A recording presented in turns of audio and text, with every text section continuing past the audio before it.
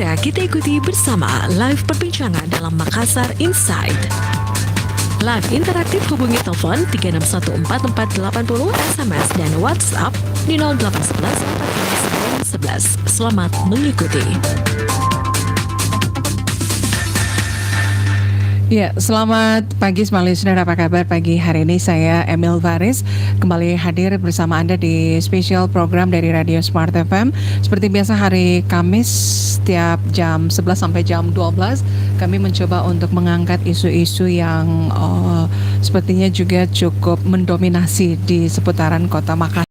Dan untuk siang hari ini semua listener, isu yang kami angkat terkait dengan keberadaan dana bantuan operasional sekolah atau dana BOS. Ya, ini ada informasi yang kami bisa sampaikan dari Menteri Pendidikan dan Kebudayaan Mendikbud Nadiem Makarim menerbitkan payung hukum terkait teknis baru penyaluran dana bantuan operasional sekolah BOS reguler. Dan salah satu yang diatur dalam aturan itu adalah alokasi maksimal dana BOS untuk gaji honorer dengan porsi hingga 50%. Tujuannya agar dana BOS dapat digunakan untuk meningkatkan kesejahteraan para guru honorer. Nah, apakah cuma itu saja salah satu yang diatur dalam aturan untuk pengalokasian dana BOS? Apakah khusus untuk gaji honorer saja? Apakah juga ada alokasi-alokasi di luar dari penggajian untuk guru honorer? Bersama saya Emil Faris, siang hari ini kita akan membahas terkait dengan pengalokasian dana BOS itu sendiri. Dan di kesempatan siang hari ini saya sudah bersama dengan Kepala Sekolah SMP Negeri 6 Pak Munir ya. Selamat pagi, Assalamualaikum warahmatullahi wabarakatuh Pak Munir. Selamat pagi, Waalaikumsalam warahmatullahi wabarakatuh. Iya, sebentar, agak kecil suaranya Pak Munir.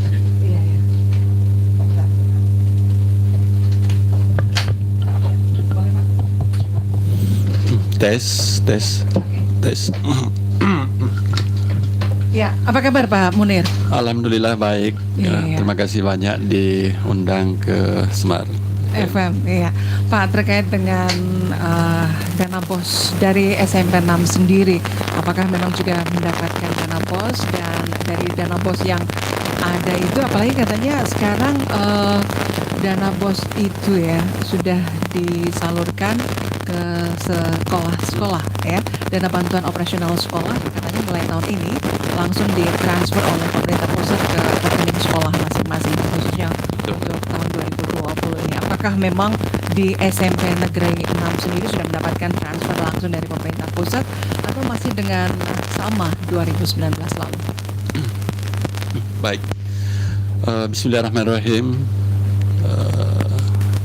Para pendengar Smart FM yang saya hormati, Assalamualaikum warahmatullahi wabarakatuh. Selamat pagi, salam sejahtera untuk kita semua. Alhamdulillah hari ini saya hadir di sini untuk berbicara sedikit tentang kebijakan pemerintah dalam hal pendanaan pendidikan melalui dana operasional sekolah untuk tahun 2020.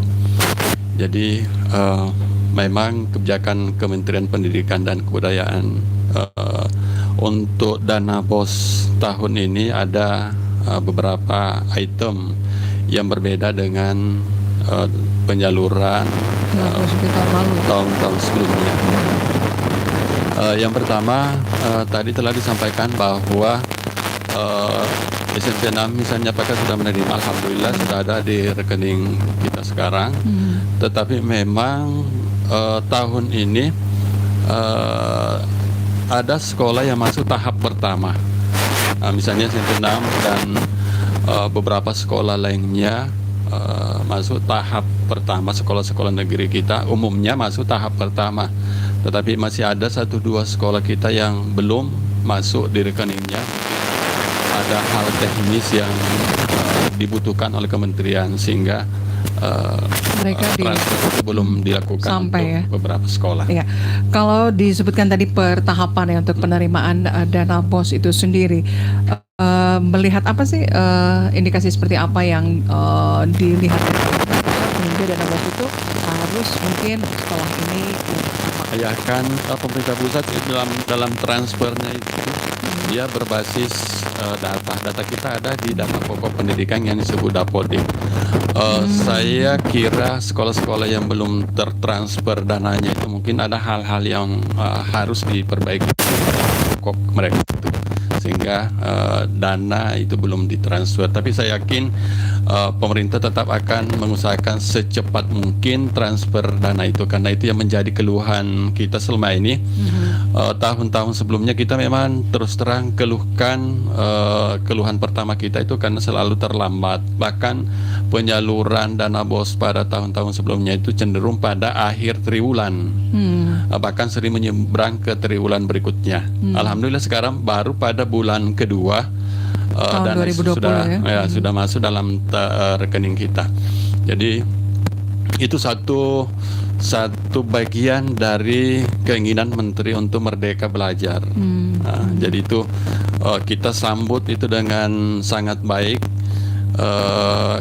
Kita menjadi tanggung jawab masing-masing sekolah, karena tidak lagi tidak melalui lagi kasda provinsi seperti dulu, kan harus masuk dulu di provinsi. Sekarang alhamdulillah itu langsung, jadi bisa secepat ini sampai di sekolah kita masing-masing. Terkait dengan untuk dana yang sudah disalurkan untuk tahun ini memang agak sedikit cepat ya dibanding tahun-tahun sebelumnya. Apa yang menjadi kendala sehingga di tahun sebelum 2020 ini sehingga dana BOS itu sampai harus lewat sampai triwulan atau malah pada akhir triwulan? Jadi tahun-tahun sebelumnya itu dana itu ditransfer masuk ke kas provinsi dulu, kasda provinsi. Jadi di situ dia dana ini harus melalui mekanismenya sendiri. Dia harus terproses di sana, baru selesai. Artinya mengendap gitu ya, tidak mengendap juga. Tidak mengendap juga, tetapi dia mungkin harus memang mekanismenya juga memang harus begitu, melalui beberapa tahapan sehingga memerlukan waktu yang cukup lama, sampai lebih 1 bulan kadang begitu. Nah ini sudah dipotong itu semuanya, mekanisme itu sudah terpotong, jadi dari pusat langsung ke rekening sekolah. Iya, dari kebutuhan setiap sekolah kan pasti beda ya Pak Munir ya, apalagi dari SMP 6. Jadi fokus utama dari pemerintah pusat sehingga menyalurkan dana BOS ini, dan ini merupakan teknis baru penyaluran dana BOS itu, katanya salah satunya adalah untuk memaksimalkan gaji honorer sampai 50%. Ya. Ini di SMP 6 memang ada tenaga honorer, dan berapa jumlahnya dan apakah mencukupi dengan dana BOS yang Betul disiapkan? Sekali. Jadi kita sangat menyambut, kita sangat berterima kasih dengan kebijakan itu. Tapi perlu kita pahami bahwa yang 50% itu kan maksimal. Maksimal 50%. Maksimal 50%, termasuk sekolah swasta.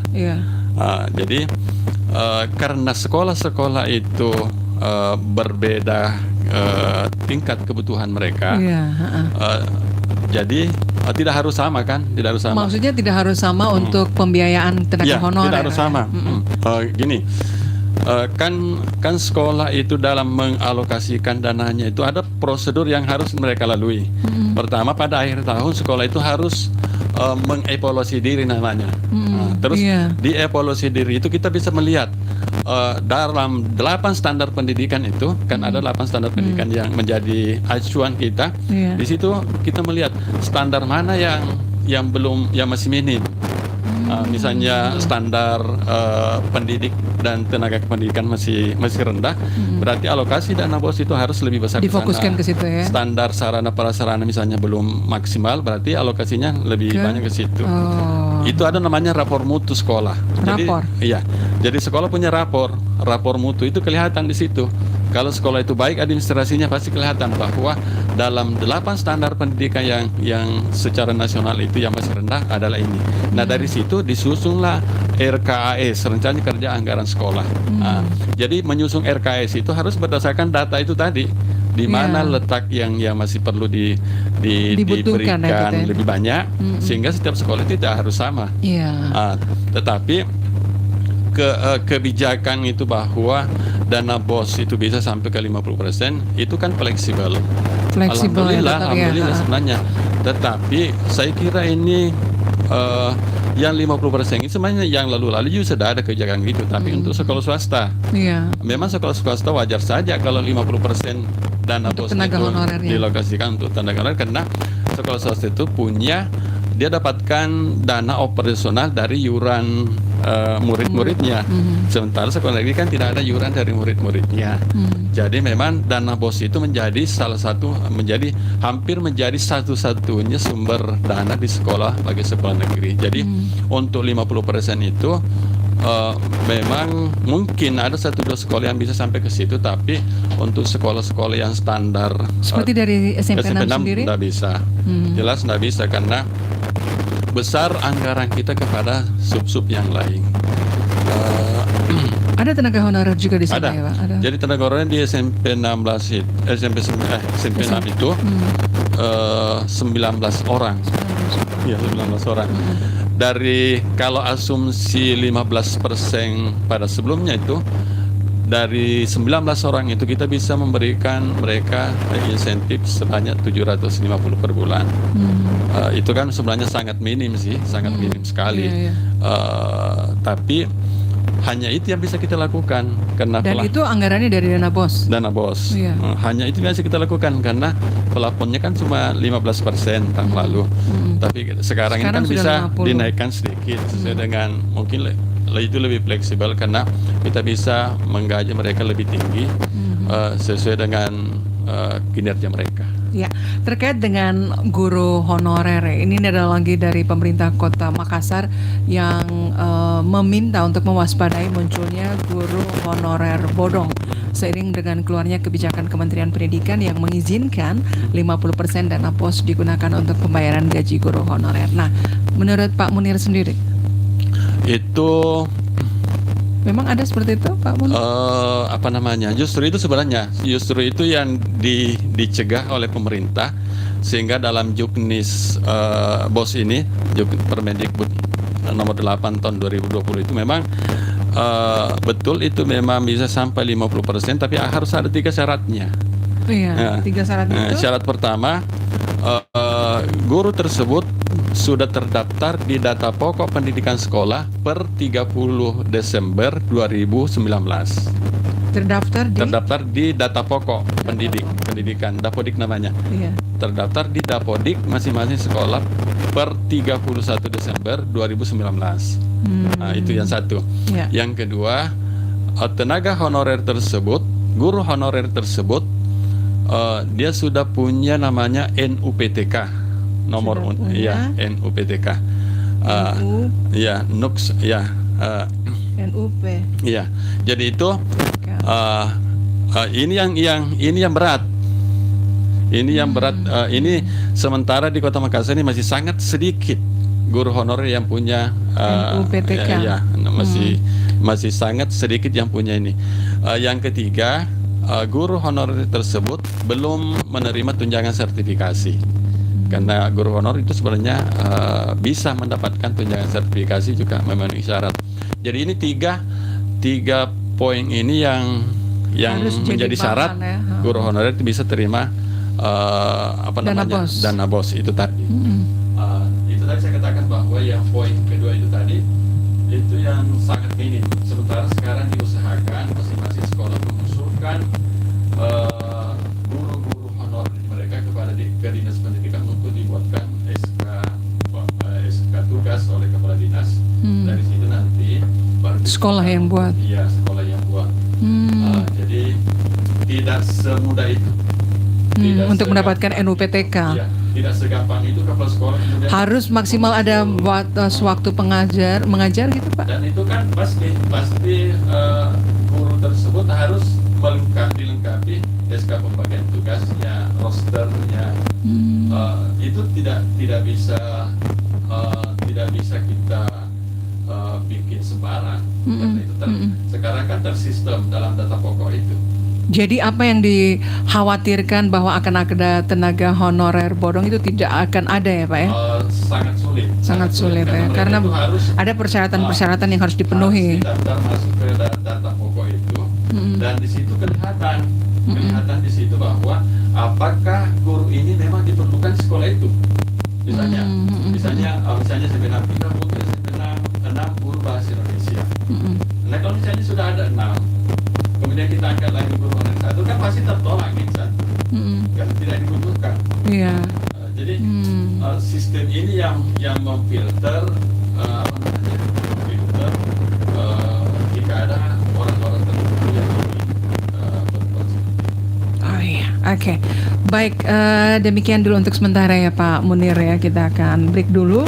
Dan semua listener, untuk Anda yang mungkin saja sebagai orang tua murid ya, pasti ada yang bertanya-tanya nih tentang penggunaan dari dana pos itu sendiri. Apakah memang sudah memenuhi keinginan dari sebagai orang tua, pastinya kan setiap pembayaran atau apapun yang dikenakan kepada orang tua siswa ini pasti menjadi tanda tanya dari orang tua siswa. Kenapa harus harus mengeluarkan dana lagi untuk sekolah sementara dana pos sudah disiapkan oleh pemerintah. Nah, silakan Anda semua listener bergabung bersama kami. Anda bisa sharing atau mungkin ada masukan, boleh langsung ke line SMS atau WhatsApp kami di 0811 46 10 11. Sekali lagi 0811 46 10 11, dan untuk telepon bisa ke 833 225 833 225. Kita akan break setelah kita lewati yang berikut ini.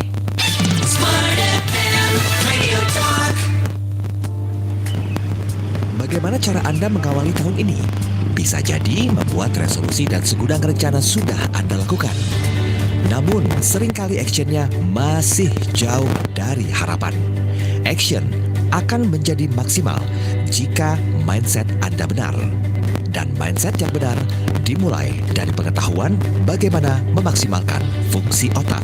Segudang rencana jalan semuanya, ya, kita tidak membuat blackpink. Dalam program Smart Brain Management, Anda akan mendapatkan banyak insight tentang bagaimana memaksimalkan fungsi otak sehingga action bisa maksimal. Tentunya bersama dengan Brain Coach Leader, pakar kecerdasan otak Sutanto Windura. Setiap Kamis jam 11 siang waktu Indonesia Barat, disiarkan di 10 kota Smart FM: Jakarta, Surabaya, Medan, Palembang, Pekanbaru, Balikpapan, Banjarmasin, Makassar, dan Manado. Smart Brain Management hanya di Smart FM. Business and Inspiration. Untuk sukses, banyak orang rela bekerja keras, nyaris tidak mengenal waktu. Tapi, banyak kita jarang mendengarkan suara tubuh. Apa saja kita makan, asal enak, asal kenyang. Apa saja kita minum, asal segar, asal unik. Akibatnya, tubuh jadi rusak dan banyak penyakit menjangkiti. Padahal, tanpa sehat, berat sukses diraih. Lalu, mulai dari mana memperbaikinya? Mulai saja mendengarkan program Sehat Selaras di Smart FM. Sehat Selaras bersama Dr. Kasim Rashidi kembali hadir jam 9 malam waktu Indonesia Barat. Disiarkan di 10 kota Smart FM: Jakarta, Surabaya, Yogyakarta, Medan, Pekanbaru, Palembang, Banjarmasin, Balikpapan, Makassar, dan Manado. Sehat Selaras untuk Anda. Tahukah Anda, tidak ada yang kebetulan di dunia. Meski kita belum tahu alasannya, semua hal terjadi karena alasan. Mari bersama kami melihat segala peristiwa dan kejadian dengan sudut pandang berbeda di negeri sketsa. Aku korupsi, Bapak pasti akan mendapat bagiannya tuh. Bincang menarik tokoh-tokoh negeri sketsa. Bo, hati-hati. Bukan heboh Pak Bijak, ini malah sudah pecah. Bincang sketsa mendorong kita menjadi lebih dan bijaksana menyikapi segala yang terjadi. Loh, kalau tak kebagian, lu oposisi. Pastikan Anda menyimak sketsa setiap hari Senin hingga Jumat di Smart FM dalam program Smart Morning Post jam 6 pagi waktu Indonesia Barat dan di jam-jam terbaik Smart FM. Smart FM, business and inspiration. East, west, north and south, the spirit of Indonesia.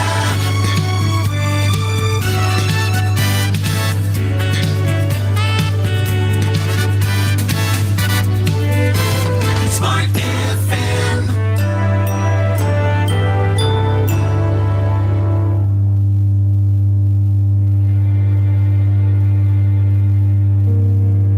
Dan salah satu pengamat kebijakan publik yaitu Dr. Anas Iswanto Anwar SEMA, dan alhamdulillah beliau sudah ada di ujung telepon. Assalamualaikum, selamat pagi Pak Anas. Waalaikumsalam warahmatullahi wabarakatuh. Pak, selaku pengamat kebijakan publik nih Pak Anas, gambaran Bapak terkait dengan kebijakan pemerintah pusat yang menyalurkan dana BOS bukan lagi ke pemerintah kota tapi langsung ke sekolah-sekolah yang pastinya membutuhkan dana BOS. Bapak mengamati seperti apa Pak? Ya, baik. Terima kasih. Kita kembali lagi kalau maksud dari kebijakan publik itu seperti apa. Ya. Jadi tentu saja setiap ada kebijakan publik, maka tentunya kita berharap bahwa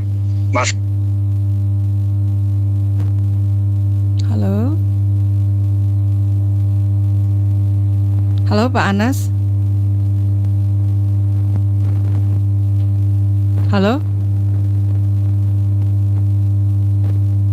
Halo Pak Anas. Baik, smart listener, kita terputus ya dengan Dr. Anas Iswanto Anwar, dan saya coba untuk menghubungi beliau kembali. Nah, ini belum lengkap ya tentang apa yang diinginkan oleh Pak Anas. Ya, baik. Pak Anas, Assalamualaikum. Waalaikumsalam. Ya, terputus tadi Pak. Ya, silakan Pak, dilanjutkan. Iya, baik. Jadi saya pikir masalah dana BOS kan ini memang sudah lama menjadi masalah. Mulai dari perencanaannya, kemudian tidak melibatkan stakeholders di sekolah, kemudian anggarannya yang markup, sampai kepada transfer. Jadi kebijakan ini saya pikir salah satu cara untuk memotong gitu ya jalur transfer yang selama ini lama. Dan saya kira itu berdasarkan dari fakta yang selama ini terjadi. Karena sudah banyak kasus adanya di satu sisi memang permintaan dari dinas, kemudian ada juga memang kasus-kasus yang terjadi selama ini adalah ada fee yang harus disetor oleh sekolah untuk memperlancar dan mempercepat. Untuk dari Pemkot ke sekolah gitu ya Pak ya? Jadi saya kira satu hal bisa diselesaikan dengan kebijakan yang sekarang ini. Hanya kembali lagi penyelenggaraan dana BOS yang seperti ini memang harus syarat dengan kontrol gitu, harus syarat dengan internal kontrol, karena beberapa fakta juga menunjukkan bahwa ada juga dalam tanda petik kepala sekolah yang nakal gitu. Ini kan sekarang kekuasaan sudah diserahkan ke sekolah-sekolah, iya. Jadi satu hal bisa diselesaikan dengan kebijakan ini. Saya kira itu saya apresiasi juga, karena kan masalah yang baru ini kan berdasarkan fakta yang ada, dan saya kira bukan lagi menjadi gosip, karena sudah banyak yang ditangkap, malah sudah banyak yang memang dipenjarakan dengan kasus yang seperti ini. Nah, Bapak tadi mengatakan bahwa Bapak tadi mengatakan bahwa memang harus ada yang mengkontrol ya, atau ada internal kontrol. Apa yang menjadi kekhawatiran Pak Anas sehingga dari sekolah sendiri harus ada internal kontrol? Iya, jadi beberapa penelitian memang menunjukkan ini kan dana BOS aturannya jelas gitu. Iya. Teknisnya jelas gitu. Nah, ini yang tidak terjadi. Banyak sekolah-sekolah, dalam hal ini kepala sekolah dan bendahara, menyelenggarakan itu tanpa mengikuti juknis. Jadi kembali lagi, sebenarnya kita berharap di sekolah dulu itu memperkuat kontrolnya. Kira-kira kebutuhannya apa gitu ya Pak ya? Ya, baik yang dilakukan oleh guru yang Halo? Iya. Terputus lagi, kita coba untuk menghubungi kembali Pak Anas ya. Mungkin karena sinyal ya. Baik, mudah-mudahan masih bisa tersambung dengan Dr. Anas Iswanto Anwar SEMA, salah seorang pengamat kebijakan publik ya, yang juga menyoroti tentang keberadaan dana BOS itu sendiri. Iya, silakan dilanjutkan. Saya berhenti. Saya lagi jalan. Iya. Iya, jadi saya kira sekarang ini memang menjadi masalah baru karena kekuasaan dan power itu sudah ada di kepala sekolah. Iya. Karena dana sudah langsung masuk di kepala sekolah. Nah, ini juga dikhawatirkan kekuasaan dan power itu akan disalahgunakan. Nah, kalau begitu maka yang harus kita perketat sekarang adalah kontrol di tingkat paling bawah dulu. Nah, di tingkat paling bawah itu maksudnya sekolah. Nah, bagaimana pelibatan guru-guru, bagaimana melibatkan, ada kan komite sekolah, kalau perlu dilibatkan juga siswa. Kemudian transparansi, selama ini kan di Juknis itu jelas diatur bahwa harus ditampilkan, itu harus dipajang, mulai dari program kerja sampai laporan keuangan, itu kan harus jelas. Selama ini kan banyak yang tidak dilakukan oleh sekolah. Kemudian setelah paling tingkat bawah, selanjutnya tentu saja walaupun dananya sekarang tidak lewat dinas, tapi dinas tidak bisa lepas tangan juga, gitu ya.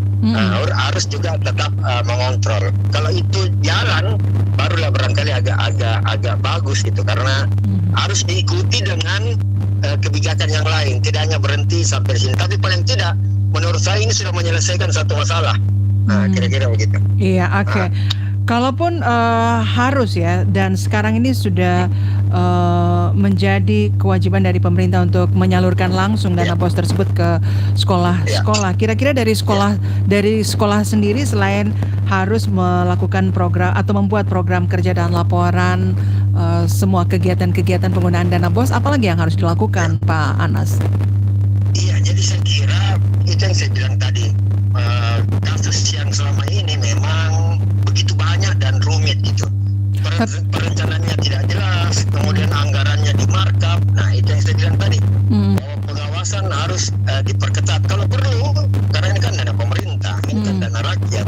Tapi ini kan rakyat juga. Pak Anas, tapi ini kan baru berlangsung untuk tahun ini ya, penyaluran dana BOS-nya langsung ke sekolah dan belum ada kejadian sebelumnya. Kekhawatiran seperti itukah yang dirasakan oleh Pak Anas nantinya ketika dana BOS itu akan langsung diserahkan ke masing-masing sekolah? Iya, saya khawatir tentang itu karena kan kekuasaan dan power itu sudah ada di sekolah atau sudah ada di kepala sekolah. Nah, yang kasus selama ini juga selalu ada dalam tanda petik kong kali kong kepala sekolah dengan bendahara. Nah, makanya hanya bisa kita selesaikan dengan pengawasan yang harus kita perketat. Kalau perlu ya profesional dong.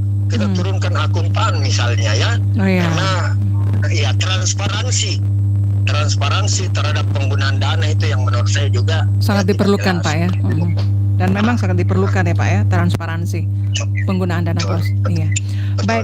Baik, dari Pak Anas sendiri terakhir mungkin untuk para kepala sekolah nih yang menerima langsung dana BOS dari Kementerian Pendidikan. Apa yang Bapak inginkan? Iya, saya kira peran kepala sekolah ini sangat besar. Selama ini memang yang dikeluhkan oleh kepala sekolah adalah adanya tambahan biaya yang harus dikeluarkan. Apakah itu lewat fee untuk mempercepat atau memang ada yang jatah dalam tanda petik yang diminta oleh dinas. Nah, sekarang tidak ada. Nah, dengan tidak adanya itu, maka ini kesempatan buat kepala sekolah untuk membuat program yang memang betul-betul dibutuhkan, kemudian menjalankan itu dengan baik. Dan jangan lupa ini adalah uang rakyat, uang negara dan uang rakyat gitu, dan memang harus dipertanggungjawabkan dengan baik. Ya, saya kira begitu. Baik. Terima kasih Pak Anas untuk waktunya sudah bergabung bersama kami di Makassar Insight. Sukses ya Pak Anas ya. Iya. Sama-sama. Iya, Assalamualaikum Pak, selamat pagi. Waalaikumsalam, ya pagi. Baik, smart listener, demikian kita sudah berbincang-bincang juga dengan salah satu dari pengamat kebijakan publik, yaitu Dr. Anas Iswanto Anwar SEMA. Dia juga dari Ketua Program Studi S3 Dr. Ilmu Ekonomi Unhas. Ya, oke. Baik, tadi kita sudah dengarkan ya Pak Munir terkait dengan penyampaian Pak Anas yang begitu besar kekhawatiran penggunaan dana BOS yang ini langsung diterima oleh kepala sekolah, dan itu juga diperlukan katanya transparansi, kemudian internal kontrol dari sekolah sendiri. Bapak menilainya seperti apa nih Pak? Jadi memang benar apa yang telah disampaikan Pak Anas Iswanto tadi,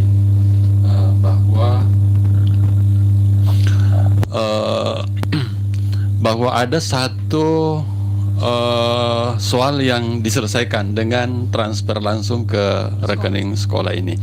Jadi memang dengan transfer langsung ini memberi kemudahan, memberi keuntungan bagi sekolah. Kalau dulu kan agak ribet ya Pak. Kalau dulu kita belanja di toko-toko itu berutang. Karena kita harus penuhi kebutuhan sekolah, sementara uang kita kan belum ada. Jadi kita utang. Nah, tentu saja kalau kita belanja dengan utang, tentu saja yang punya toko ini kan berhitung bahwa ini utang ini akan berjalan paling cepat 3 bulan ke depan baru terbayar. Jadi mekanisme pasarnya kan mungkin tidak jalan kan. Mungkin harganya 10.000 kalau di cash, tapi karena diutang sampai 3 bulan mungkin jadinya bisa 2 kali lipat, 12.000 atau 15.000. Itu satu kerugian sebenarnya bagi sekolah waktu itu. Karena kita utang. Ada dana tambahan lagi. Iya. Belum lagi kalau ada misalnya listrik kan harus dibayar setiap bulan. Tidak boleh diutang kan. Nah, makanya itu ada beberapa sekolah yang sering dicabut listriknya oleh PLN karena tidak terbayar. Karena memang uangnya kan nanti 3 bulan kemudian baru datang. Jadi itu masalah sebenarnya yang bisa teratasi dengan transfer langsung ini. Mekanisme transfer sebenarnya dulu begini, bukan uang itu masuk ke Pemkot, enggak. Bukan uang itu masuk ke dinas pendidikan, tidak. Tapi dari pusat itu langsung masuk ke provinsi. Langsung masuk di kasda provinsi. Dari provinsi langsung ditransfer masuk ke rekening sekolah. Jadi tidak melalui kas pemerintah kota. Enggak ke dinas juga. Jadi itu yang sekarang ini dari Kementerian Pusat langsung ke sekolah, tidak ke provinsi lagi. Itu yang bedanya. Yang berikutnya, sekolah dengan percepatan transfer ini, sekolah bisa konsisten membuat laporan pertanggungjawabannya tepat waktu. Kalau dulu kan tidak bisa kita tepat waktu karena dananya belum ada. Mau dibuatkan laporan pertanggungjawaban, mau dibuatkan kwitansinya, tentu penyedia menjadi mitra kita itu tentu mereka tidak mau bikin kwitansi karena uangnya belum ada kan. Jadi nanti uangnya masuk, kita terima, baru kita bayar, baru dibuatkan kwitansi. Jadi kita kerja 2 kali kan. Pertama kita ambil barangnya, kemudian berikutnya nanti ada uang, baru kita bawakan uangnya. Jadi kwitansi itu nanti terbit pada uang ketika uang itu cair. Jadi pasti memperlambat laporan pertanggungjawaban masuk. Nah, ini juga menjadi alasan dulu pemerintah dinas provinsi dulu bahwa memang uang itu terlambat ditransfer karena laporan sekolah juga terlambat. Laporan sekolah juga terlambat karena dananya terlambat masuk. Jadi kan itu lingkaran setan yang jadi tadi Pak Anas tadi katakan itu sudah satu masalah yang diselesaikan karena ini dipotong ini. Dipotong ini yang bisa memperlambat dipotong. Jadi bersyukurlah. Kekhawatiran dari Pak Anas itu gini, kalau saja sekolah itu menjalankan manajemennya dengan baik, apa yang dikatakan Pak Anas itu insya Allah tidak terjadi. Tidak banyak lah kalau ada yang terjadi, mungkin 1-2, tapi akan terfilter sendiri. Misalnya gini, kan itu tadi saya katakan bahwa sekolah itu dalam membuat RKAS itu, rencana kerja anggaran sekolahnya itu melalui tahapan-tahapan itu tadi. Tahapan pertama itu ada namanya evaluasi diri. Kemudian itu guru-guru semua kita kumpulkan dalam suatu pertemuan. Bukan hanya guru, bahkan pengurus komite sekolah juga kita. Itu harus dilibatkan dalam menyusun itu. Komite sekolah. Ya. Bahwa apa yang mendesak dibutuhkan sekolah pada tahun itu kita serap dari pendapat-pendapat teman guru. Ada namanya sistem penjaminan mutu internal di sekolah. Jadi mereka itu kita kelompokkan, mereka bekerja, mereka mencoba membedah apa yang menjadi kebutuhan mendesak sekolah tahun ini terhadap 8 standar nasional pendidikan itu tadi. Dari hasil kajian mereka itulah kita kumpul. Kita kumpul, manajemen sekolah kumpul, kemudian disusunlah RKS itu. RKS itu kemudian selesai, itu harus sekarang ini mesti ditantangani oleh kepala dinas. Yeah. Jadi kepala sekolah, ketua komite sekolah, kemudian kepala dinas tanda tangan bahwa apa yang kita programkan di sekolah pada tahun ini memang realistis. Realistis kebutuhan sekolah itu. Kemudian setelah itu nanti kita buatkan lagi laporan pertanggungjawaban dari misalnya kuartal pertama Januari sampai April. Itu kita akan buatkan laporan nanti bahwa apa yang telah diprogramkan di rencana kerja itu tadi apa betul sekolah ini belanjakan sesuai dengan apa yang telah disepakati sebelumnya. Dana bantuan atau dana BOS ini sendiri per tahun atau sekarang ini kan dibagi 3. Kalau dulu kan per triwulan, setiap 3 bulan. Sekarang setiap 4 bulan. Jadi 3 kali. 2020 untuk tahun 3 kali transfernya. 3 kali ya. Iya. Jadi transfernya menurut rencana pada sekarang ini pertama pada bulan April? Februari. Februari. Untuk transfer kedua sekitar bulan April. Dan untuk transfer ketiga mungkin sekitar bulan Oktober. Jadi itu. Ya, kalau kita membaca juga dari Kadis Pendidikan Kota Makassar ya, Pak Abdul Aziz Hasan yang sedianya memang hadir, tapi beliau ini ternyata pergi umroh ya. Dan memang sampai saat sekarang ini kami belum terhubung ya. Ternyata beliau ini sedang umroh. Tapi dari tim reporter kami mengatakan bahwa Pak Abdul Aziz sebelum berangkat umroh mengingatkan kepada setiap sekolah penerima dana BOS untuk menggunakan dana tersebut sesuai dengan peruntukannya agar tidak berujung pada masalah hukum.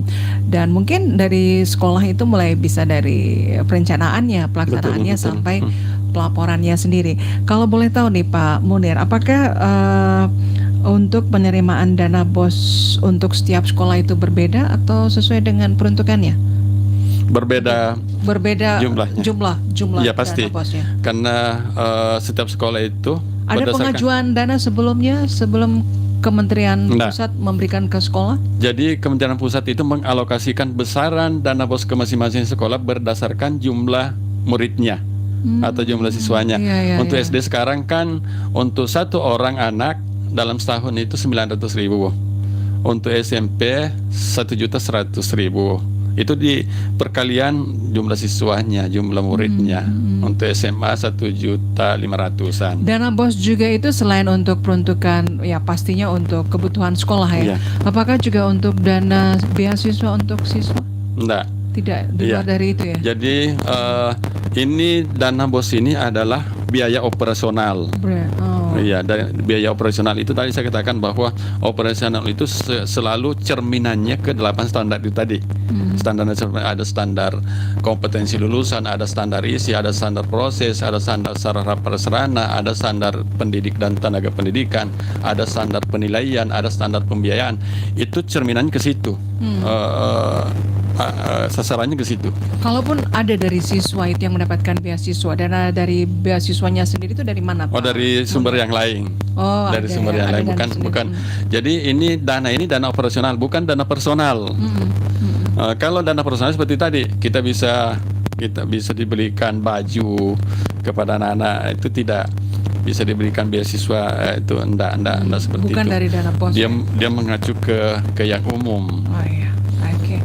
Baik Pak Munir, penyampaian terakhir nih atau statement terakhir untuk smart listener terkait bagaimana sih, apalagi Bapak sebagai seorang kepala sekolah ya, mewakili kepala sekolah yang ada di Kota Makassar, serta menjawab kekhawatiran dari Pak Anas tadi, apa yang ingin disampaikan Pak?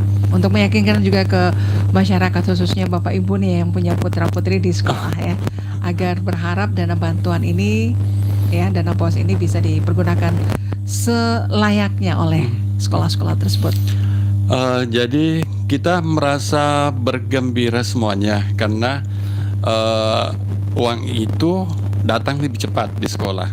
Artinya sekolah sudah punya kas untuk membiayai kegiatan-kegiatannya dari sekarang kan bulan kedua, dari bulan kedua sampai bulan keempat sekolah punya dananya. Tinggal bagaimana sekolah itu membelanjakan uang itu dengan baik. Jangan sampai nanti bulan Maret baru pada bulan Maret uangnya sudah habis. Sementara kan bulan April harus dibayar oleh uang yang transfer sekarang.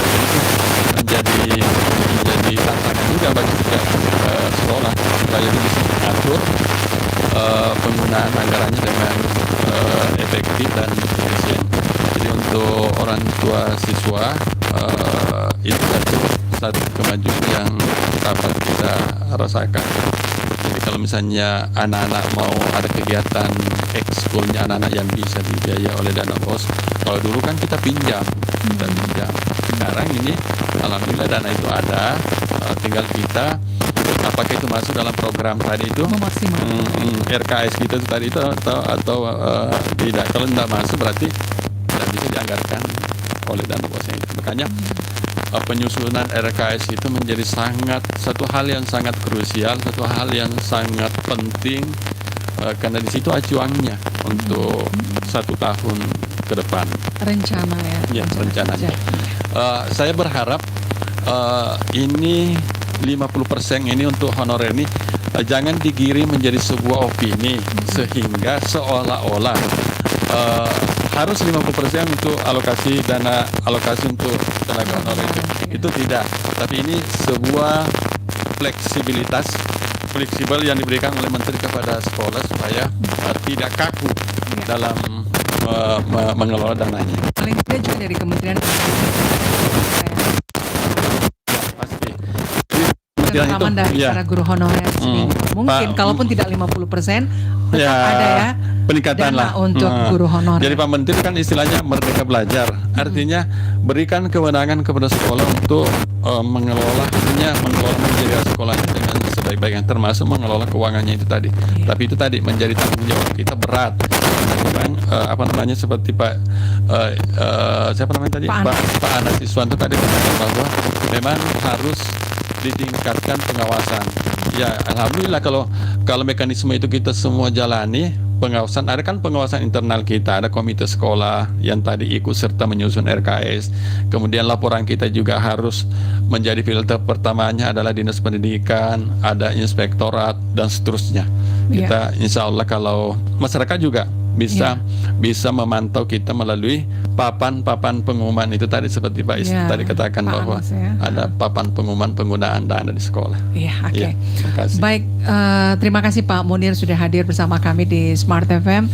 Paling tidak ini juga menjawab keinginan dari Pak orang tua ataupun mungkin juga dari Pak Anas sendiri yang mengkhawatirkan ya tentang penggunaan dana BOS itu sendiri, transparansi dana BOS yang itu sangat dibutuhkan. Baik, sekali lagi mudah-mudahan keberadaan Pak Munir ini juga mewakili para kepala sekolah yang pastinya akan bekerja lebih baik untuk bagaimana pengelolaan dana BOS ini dilakukan mulai dari perencanaan, pelaksanaannya sampai dengan pelaporannya. Sukses ya Pak Munir ya. Makasih banyak telah diundang di Smart FM. Iya, baik. Smart listener, saya Emil Faris dari lantai 3 Gedung Tribun Timur berterima kasih. Dan untuk live perbincangan ini Anda bisa lihat juga di YouTube channel kami di Smart FM Makassar. Baik, saya Emil Faris berterima kasih. Selamat siang, sukses untuk Anda.